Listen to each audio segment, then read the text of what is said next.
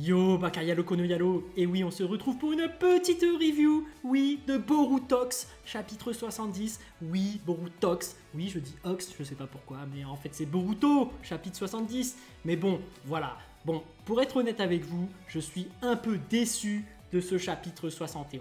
Parce que voilà, on nous a vendu un code qui a sorti une nouvelle transformation, le mec est devenu plus puissant que Jigen, et là qu'est-ce qu'on nous dit dans ce chapitre? C'est qu'il se fait battre par Daemon. Donc là il perd énormément en charisme. Moi je voyais vraiment le grand méchant qui allait faire peur à tout le monde, qui allait tout détruire. Voilà, je me faisais des films, je me disais oui voilà c'est comme Jigen. Jigen c'est le plus puissant, il faisait peur à tout Kara, ça y est il a récupéré tous ses pouvoirs, le mec ça y est il se met à attaquer Konoha, il met la misère à Naruto, il met la misère à Sasuke, il met la misère au village, il est là, il survole le village, t'as ce plan qui te rappelle Pain, le mec va tout détruire, tu te dis waouh, le mec va foutre la misère.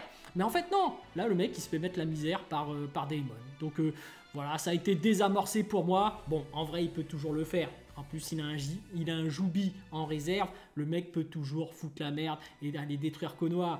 Mais je trouve que ça a beaucoup moins d'impact, tu vois. T'as moins cette tension qui était mise quand t'avais le mec qui faisait peur à tout le monde et qui fait « Waouh, je vais tout détruire, je suis plus puissant. » Voilà, là tu sais qu'il y a plus puissant que lui. Voilà.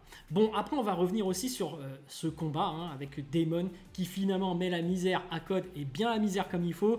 Et lors de ce combat, on a pu constater que Bug a balancé carrément son point faible. Il a dit ouais en fait lui il faut qu'il touche pour pouvoir faire sa réflexion. Donc ok, t'as une information importante.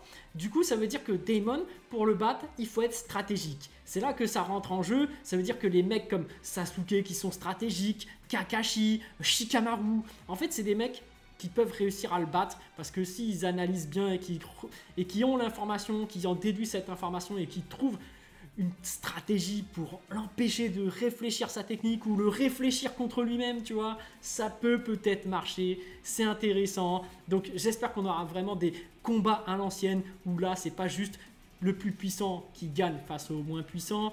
J'espère qu'il y aura une stratégie, ce jutsu qui marche mieux contre celui-là. En fait, là, je t'ai piégé, j'ai tendu un piège, tout ça. Ça, c'était super intéressant dans Naruto de base, tu vois. Surtout avec Shikamaru qui prévoyait plusieurs étapes en avance. Mais même Sasuke, hein, il disait oui, l'électricité, c'est le point faible de la Terre. Du coup, ça neutralise tes explosions de Deidara et tout.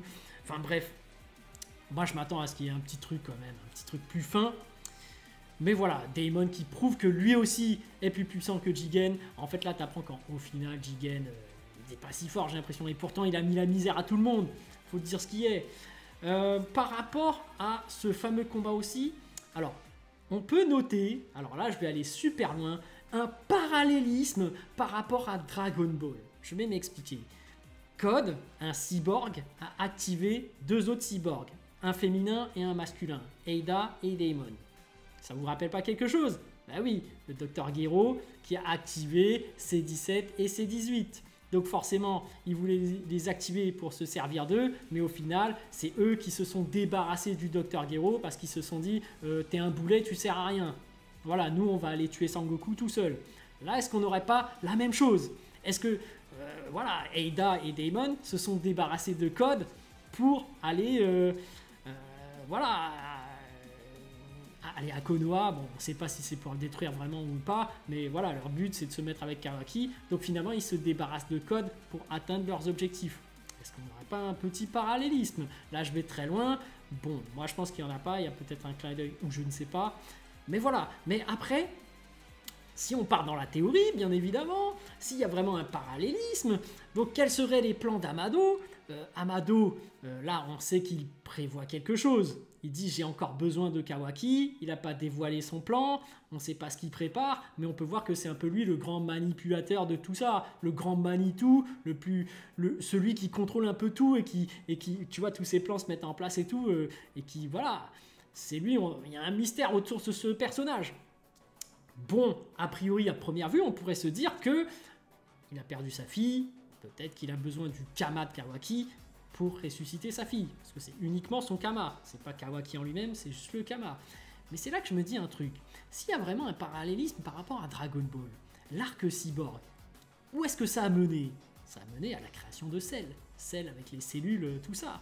Donc est-ce qu'Amado, il chercherait pas, parce que lui, il conçoit les cyborgs, il a l'habitude, est-ce qu'il chercherait pas à utiliser toutes les cellules? Et finalement, s'il a tant besoin du Kama de Kawaki, attention, grosse théorie, est-ce qu'il chercherait pas à créer un Otsutsuki?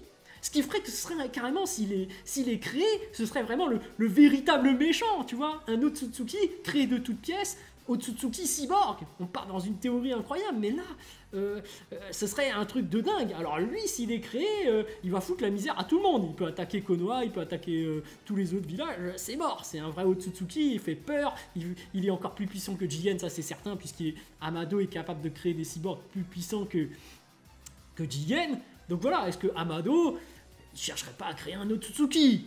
Ce serait pas mal, tu vois. On sait que l'humain, le scientifique, il cherche la renommée scientifique, il cherche à pousser la science au maximum.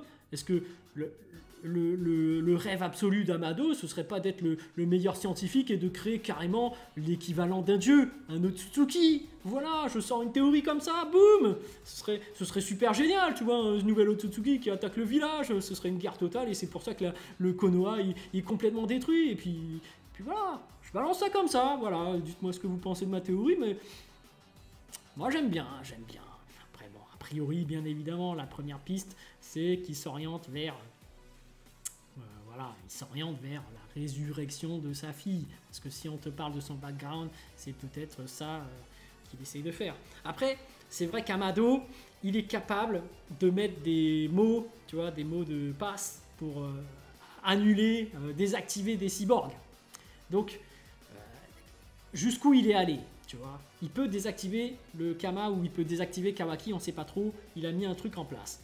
Il peut certainement le faire avec Eida. Il peut certainement le faire avec Code encore. Il peut peut-être le faire encore avec Daemon. On ne sait pas jusqu'où il peut aller avec ses mots de passe. Avec juste le fait de parler, ça désactive le mec.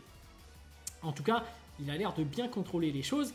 Et je me dis, s'il est capable de créer un Otsutsuki, donc l'équivalent d'un dieu, et qu'il met un mot de passe pour pouvoir le désactiver, finalement, ce serait le créateur du dieu.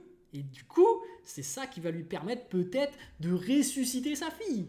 Donc voilà, il faut bien un moyen pour ressusciter sa fille. Et alors, est-ce qu'un Otsutsuki est capable de ressusciter une personne? Peut-être, hein, ça dépend de... Après, on a vu qu'il est capable de créer des cyborgs avec des capacités spéciales. Le pouvoir de réflexion, le pouvoir de voir partout. Le mec est capable de créer des trucs de fou furieux. Donc allez, pourquoi pas, il est capable de créer un Otsutsuki, capable de connaître tous les jutsu, capable de ressusciter des gens. Hop, tu ressuscites ma fille et en plus, je te contrôle. Donc du coup, tu m'obéis et c'est moi qui contrôle le monde. Et en plus, ce serait le plus grand méchant de tous les temps et ce sera la plus grosse menace. Et là, tu aurais vraiment besoin d'une super alliance, d'où l'alliance Eida, Daemon avec Konoha, tu vois. Après, le problème, c'est vers où s'oriente Code. Moi, j'ai du mal à savoir. Là, Code, il se fait humilier. Est-ce qu'il va finalement attaquer le village? Est-ce qu'il va se rallier à Konoha, finalement? C'est possible, hein? Enfin, bref, voilà. Voilà, c'était la petite review du chapitre 71 de Borutox. Donc voilà, les amis. Sur ce, je vous laisse. A plus. Ciao, ciao!